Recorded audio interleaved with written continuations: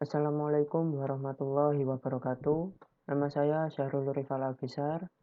Di sini saya akan menjelaskan materi dari mata kuliah distribusi sistem tenaga untuk tugas UTS.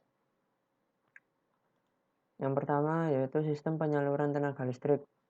Proses dan cara menyalurkan energi listrik pada jarak yang berjauhan dari satu tempat ke tempat lainnya, atau untuk mengirimkan daya listrik mulai dari pembangkitan kemudian disalurkan melalui jaringan transmisi dan disalurkan ke instalasi pengguna dengan listrik dengan menggunakan saluran distribusi. Penyaluran tenaga listrik dibagi menjadi dua saluran, yaitu saluran transmisi yang menyalurkan energi listrik pembangkit ke gardu induk dengan tegangan 500 kV atau 150 kV.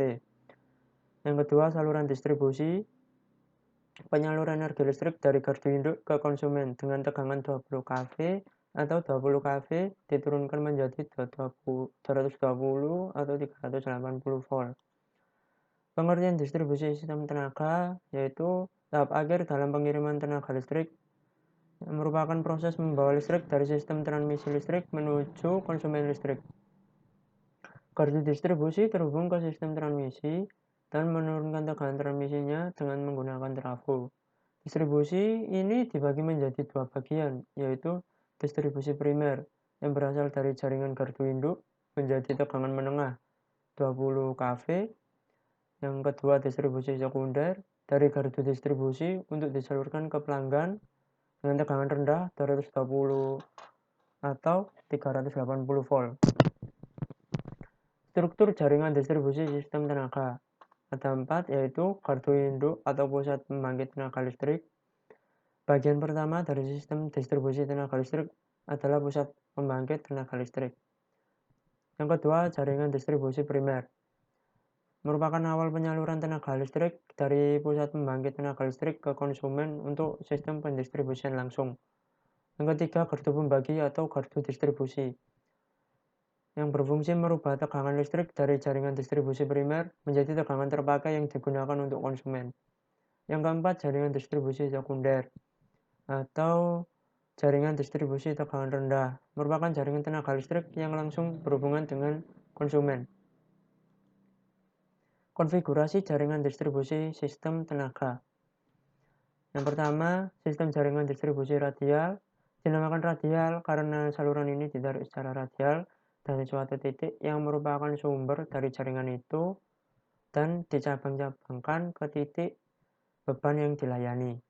Yang kedua, sistem jaringan distribusi loop atau disebut juga jaringan yang berbentuk tertutup atau berbentuk ring yang memungkinkan titik beban terlayani dari dua arah saluran sehingga kontinuitas pelayanan lebih terjamin serta kualitas dayanya menjadi lebih baik karena drop tegangan dan rugi daya pada saluran menjadi lebih kecil.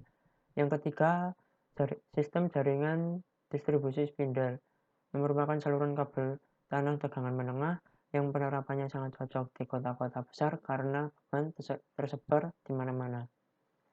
Yang terakhir yaitu pembebanan distribusi sistem tenaga. Beban listrik adalah suatu peralatan yang terkoneksi dengan sistem daya sehingga mengkonsumsi energi listrik atau yang dapat bekerja dengan memanfaatkan energi listrik. Karakteristik beban listrik ada 3, yaitu yang pertama beban resistif, yang kedua beban kapasitif, yang ketiga beban induktif.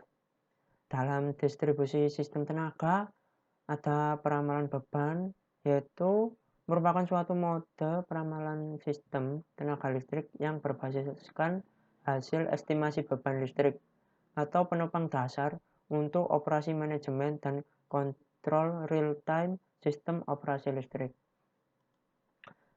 Sekian yang bisa saya jelaskan dari materi distribusi sistem tenaga, kurang lebihnya mohon maaf.